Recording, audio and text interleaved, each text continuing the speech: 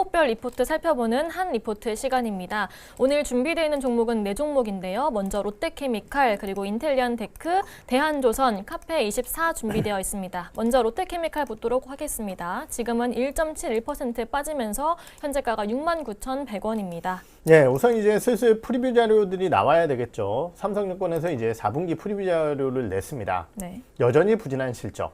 근데 회사가 장기적으로 이제 구조조정이라든지 이런 것들을 통한 변화를 꾀하고 있지만은 빠르게 실적이 못 올라온다. 결국은 목표주가 하향으로 의견을 쓰셨습니다. 내용을 좀 살펴보게 되면은 원래 이제 시장 컨센서스는 1,757억 적자 예상을 하고 있어요. 네. 그런데 2,619억 적자를 추정을 하셨습니다. 그리고 전분기 대비해서도 1,300억 가까이 적자가 오히려 늘어날 것이다 라고 생각을 하고 계신데, 그 이유가 뭔지를 봤더니 결국 이제 기초 소재라고 할 수 있는 올레핀, 뭐 아로마틱, LC 타이탄, LC USA, 이게 이제 다 이 회사의 기초 소재 쪽에 집중되어 있는 사업 영역이라고 보시면 될 것 같은데, 이쪽이 그냥 적자 덩어리입니다. 2,620억의 적자를 여기서 대부분 다 만들어낼 것으로 추정이 되고 있는 상황이에요. 그러면 왜 이렇게 이쪽이 다 어렵냐? 중국이 신규 NCC 도입에 따라서 물량이 늘어나게 되면서 역내 시황이 좀 악화가 되는 부분이 있고요. 인도네시아 공장의 추가 가동에 따라 적자 확대, 그리고 유가가 굉장히 부진해요. 그러면은 나프타 가격이 하락을 하게 됩니다. 나프타 가격은 유가하고 거의 밀접하게 움직이거든요. 그러면은 보유하고 있는 나프타에 대한 재고 평가 손이 발생이 돼요. 그래서 이런 것들이 종합적으로 나타나게 되면서 실적이 부진하고, 그렇다고 해서 그러면 첨단 소재가 엄청 좋냐? QOQ 대비해서 한 2% 정도 올라온다. 그리고 기초 소재 말고 부타디엔 이런 쪽들 같은 경우도 안 좋다. 그래서 원달러 상승 때문에 이 회사도 실적이 좋아야 되는데 아쉽게도 업황 부진이 훨씬 더 크다. 이렇게 지금 보고 있는 상황이고요. 네. 아까 말씀드렸듯이 이 회사는 구조조정을 공격적으로 선제적으로 진행을 하고 있습니다.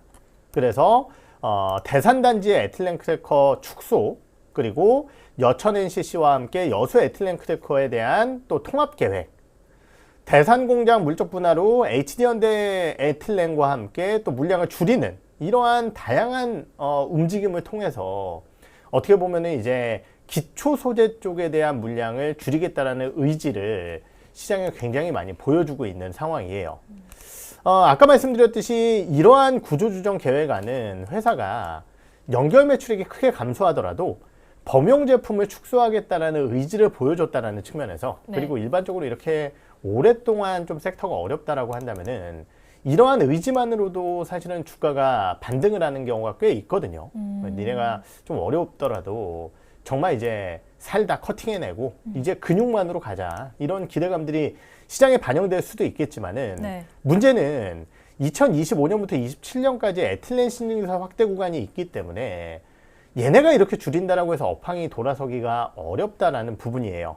그래서 사업 재편 결정이 펀더멘탈에 미칠 영향이 단기적으로 크지 않다라는 측면으로 봤을 때 올해의 ROE를 하향을 하고, 이에 따라서 목표 주가도 11% 하향을 한다. 그래서 목표 주가를 9만 원에서 8만 원으로 제시를 하고, 현재가 대비해서 목표 주가 괴리율이 낮기 때문에 여전히 보유 의견을 제시를 하거든요. 네. 롯데케미칼 단기적으로 업황에 대한 반등이 아직까지는 쉽지 않아 보이는 구간이다라는 리포트 내용이니까요. 참고를 하시면 될 것 같습니다. 네, 이렇게 롯데케미칼 봤고요. 다음 종목입니다. 인텔리안테크인데요. 지금은 어느덧 7%를 넘는 강세를 보여주고 있고요. 현재가는 64,900원입니다. 네, 우리가 이제 1월은 뭐 여러 차례 말씀드리지만 주도주 찾기에 나서야 되는데, 네. 과연 내가 가진 종목이 주도주에 딱 들어갈 것이냐? 이거는 어떻게 보면 제가 보기에는 첫째는 뭐 철저한 공부가 필요하겠지만은, 두 번째는 이제 운도 있어야 된다고 그렇죠. 생각을 해요. 근데 그러한 측면에서 과연 항공우주 쪽이 이런 쪽에 편입이 될 수 있을까?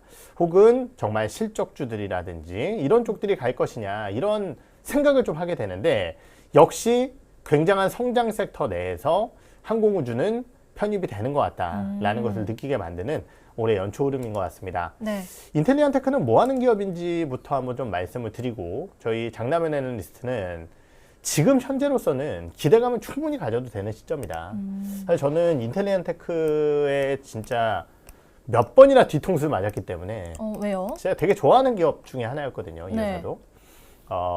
저궤도 위성 쪽에 들어가는 평판 안테나 거기에 저는 또 이제 꾸준하게 돈을 버는 캐시카우가 있는 회사가 성장성까지 더해진다. 이 기업을 저는 가장 선호해요. 네. 성장성만 있는 기업은 뭔가 이제 털릴 것 같고 이런 약간 보수적인 마인드죠. 네. 그런 것들이 있다 보니까 인텔리안 테크를 되게 좋아했었는데 갑자기 캐시카우도 안 좋고 거기에 이제 저궤도 위성은 뭐 말만 있지 실적으로 안 올라와서 참 저희 뒤통수를 많이 쳤었던 기업입니다. 저희 시청자분들도 제가 인텔리안 테크는 많이 말씀을 드렸었던 기업인데 네. 근데 이제는 좀 다르다라는 거고요. 결국은 이제 저궤도 위성 통신망의 구축 확대 이 부분에 따라서 게이트웨이 안테나 매출액이 빠르게 성장을 하고 있다는 건데 그게 이제 수주로 확인이 되고 있습니다. 25년 3분기에 지상용 안테나 매출은 YOY 25.7% 증가를 했고요. 이에 따라서 신규 수주도 증가를 하고 있기 때문에 그냥 매출 반영이 끝이 아니라 매출의 성장이 상당히 가시화될 것이다라고 전망이 되고 있다는 거죠. 이미 지난 8월 달에 AST 스페이스 모바일과 281억 규모의 계약을 체결을 했고 12월 달에 864억 규모의 대형 공급 계약을 추가로 체결을 했습니다. 주요 고객사의 게이트웨이 구축 확장 때문이고요. 거기에 더해서 원앱 글로벌 같은 경우도 커버리지를 확대를 계속 시켜나가다 보니까 평판형 안테나의 공급이 증가를 하고 있는데요. 특히 이러한 부분들에 따라 해상용 안테나 같은 경우도 증가를 하고 있어요.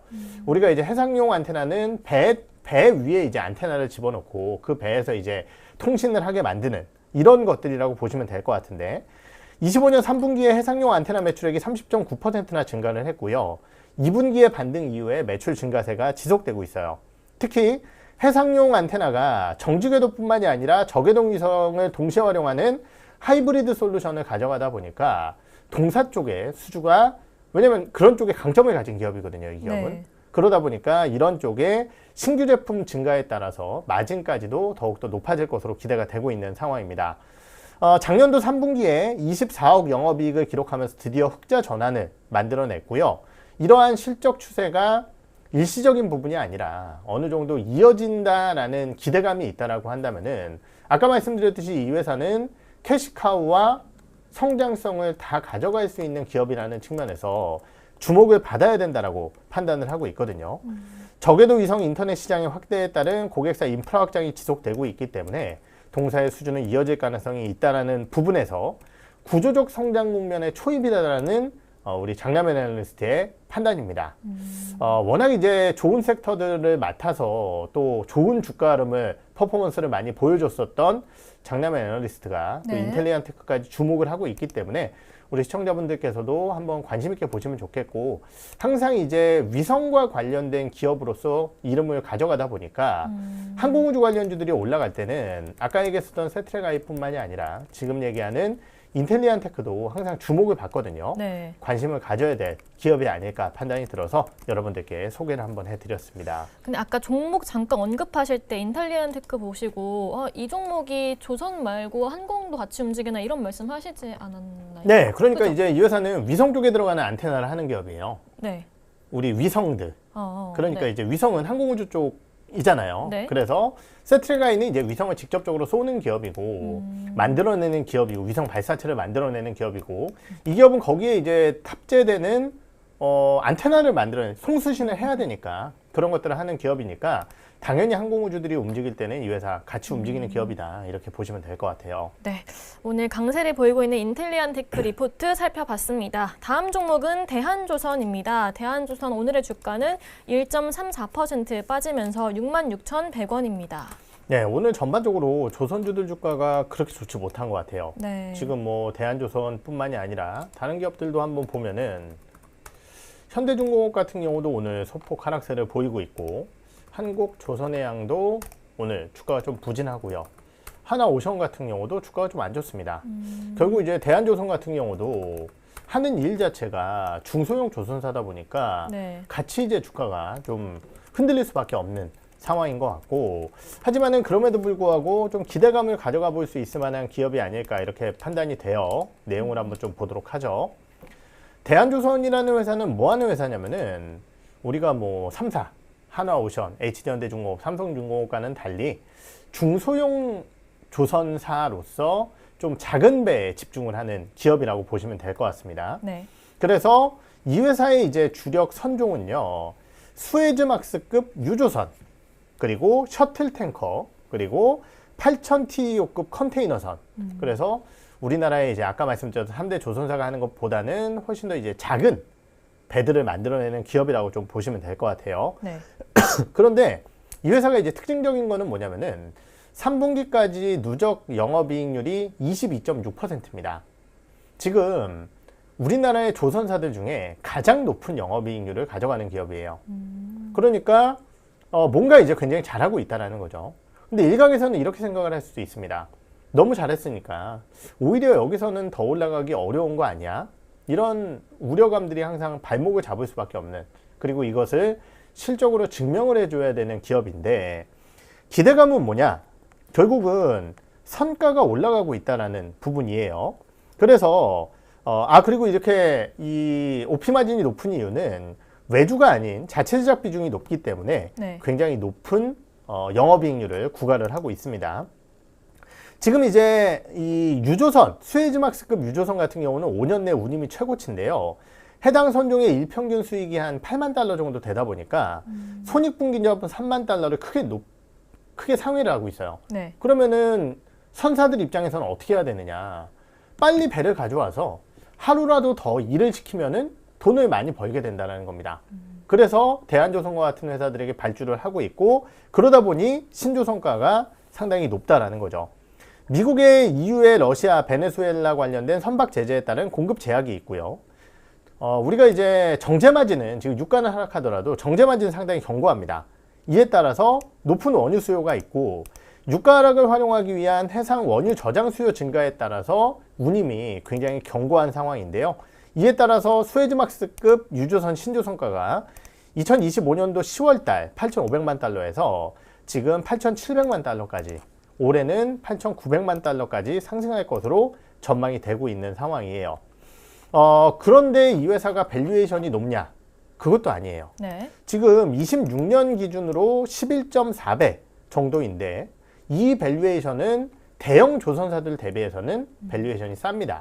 그래서 부담감이 적고 선박 단가가 올라가고 실적은 좋을 가능성이 높다. 이러한 측면에서 봤을 때 다른 조선사들 대비해서는 좀 부담감이 적지 않을까, 이렇게 생각이 되어지고, 다만 이제 조선사들의 주가란 것은 사실 이제 나 혼자 좋아 이렇다고 같이 따로 움직이지는 않아요. 네. 그렇기 때문에 다른 대형 조선사들이 움직일 때 대한조선은 훨씬 더 이제 부담감이 적으니까 그때 이제 한번 같이 대응을 해보는 게 좋지 않을까, 이런 생각이 들어서 소개를 해드렸고요. 관심 있게 좀 지켜보시면 좋으실 것 같네요.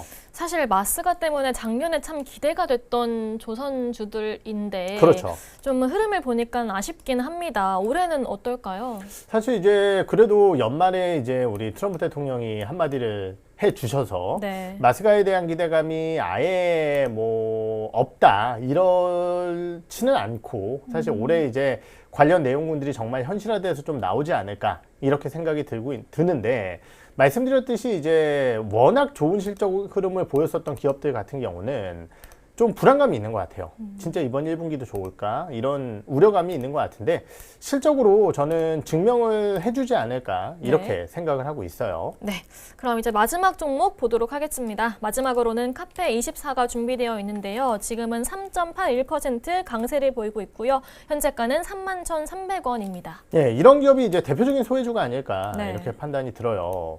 진짜 작년도에 대단했었죠. 카페24가 3배 가까이 이렇게 급격하게 상승세를 보였습니다.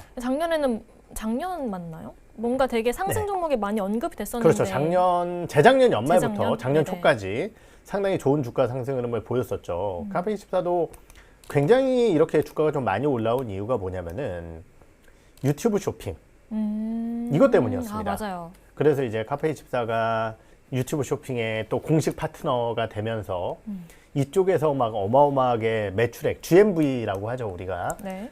그러니까 총 거래액이 이쪽에서 많이 늘어나면서 수수료 수익도 엄청 늘어날 거야. 이 기대감이 이런 주가의 상승으로 연결이 됐었습니다. 그런데 문제는 유통 쇼핑 플랫폼이에요, 이 기업은. 그 얘기인 즉슨 내수 소비가 불안하면은 주가가 같이 가기가 좀 어려운 부분이 있다라는 거죠. 네. 그리고 거기에 더해서 이제 생각보다 또 유튜브 쇼핑이 막 어마어마하게 데이터들을 막 그렇게 보여주지는 않은 것 같아요. 거기에 이 회사 같은 경우도 실적이 좀 아쉬웠고요. 네. 그래서 주가가 좀 많이 빠졌었는데 이 정도 수준이라면은 그래도 괜찮다라는 리포트를 제가 한번 들고 나와 봤습니다. 사실 부담은 되게 적잖아요. 반토막이 났는데. 네. 그리고 얘네가 한 번 방향성을 잡으면은 또 기가 막히게 갑니다. 진짜 가볍거든요, 회사가. 네. 그래서 부담 없을 때 한번 좀 눈여겨보시면 좋지 않을까 싶고요. 내용을 한번 보도록 하죠.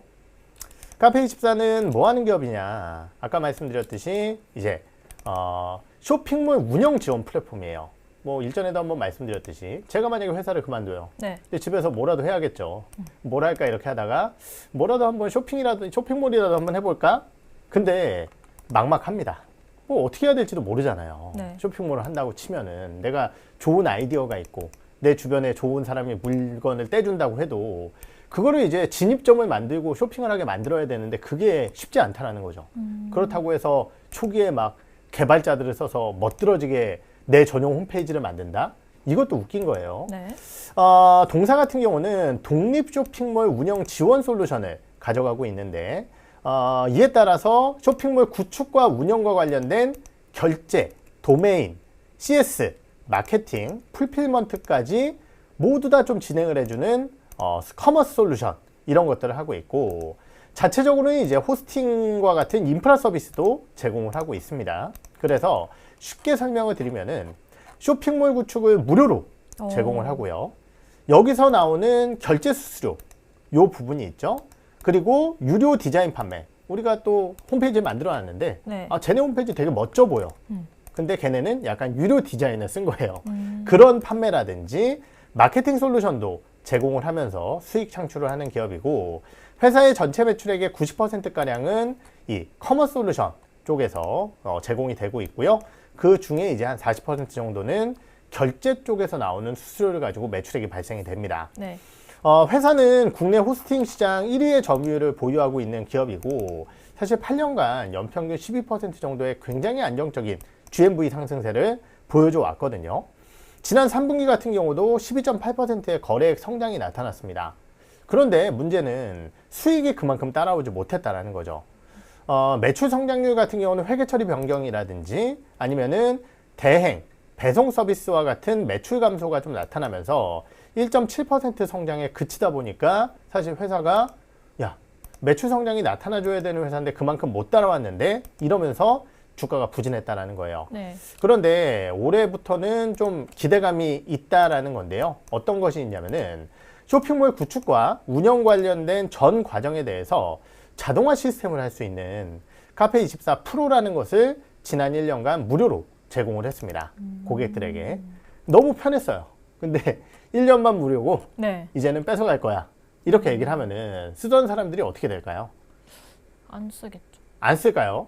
저는 그렇지 않을 것 같아요. 왜냐면 이게 전자동이 되면서 네네. 거기에 들러붙어서 쓰던 사람들도 자르고 막 이랬을 텐데 계속 써야 될 가능성이 매우 높다라는 네네. 거죠. 그래서 이러한 부분들에 따른 누적 이용자가 유료화될 가능성이 꽤 높다라는 부분이고요.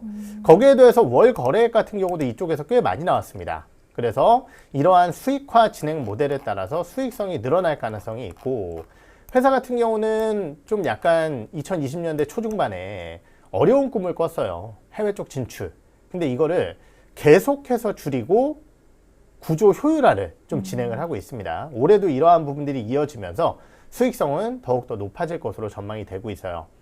지금 동사의 주가는 제가 보기에 유튜브 쇼핑 제휴와 관련된 이 거품과 기대 요소는 대부분 다 빠져나가지 않았나 이렇게 보여집니다.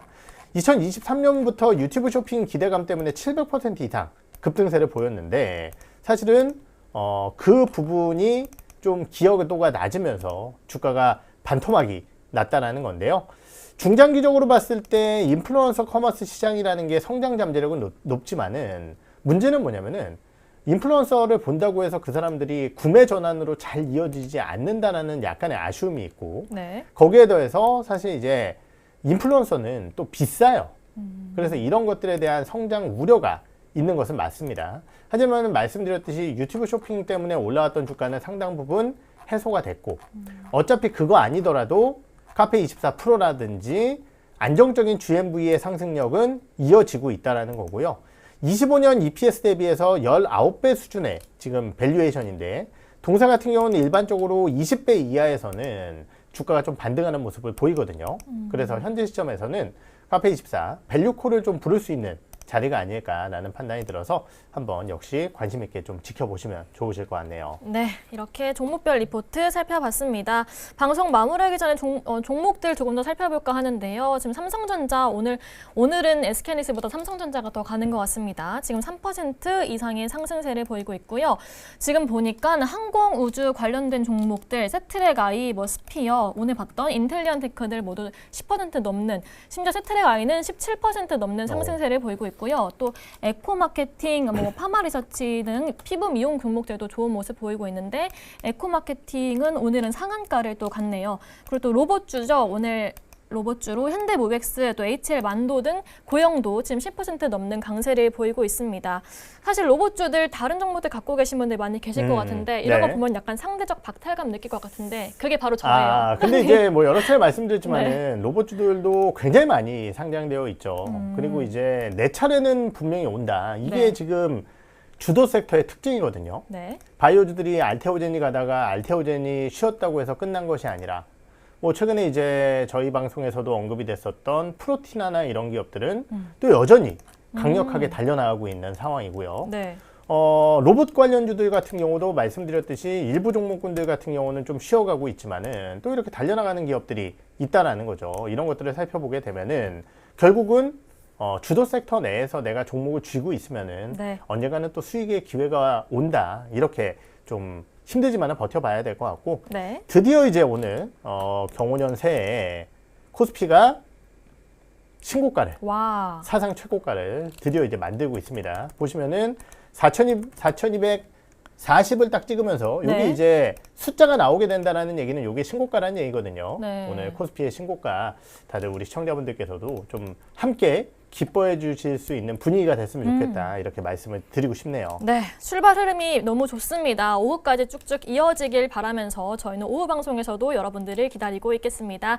여러분 다시 한번 새해 복 많이 받으시고요. 저희는 오후에 뵙도록 하겠습니다. 감사합니다. 감사합니다.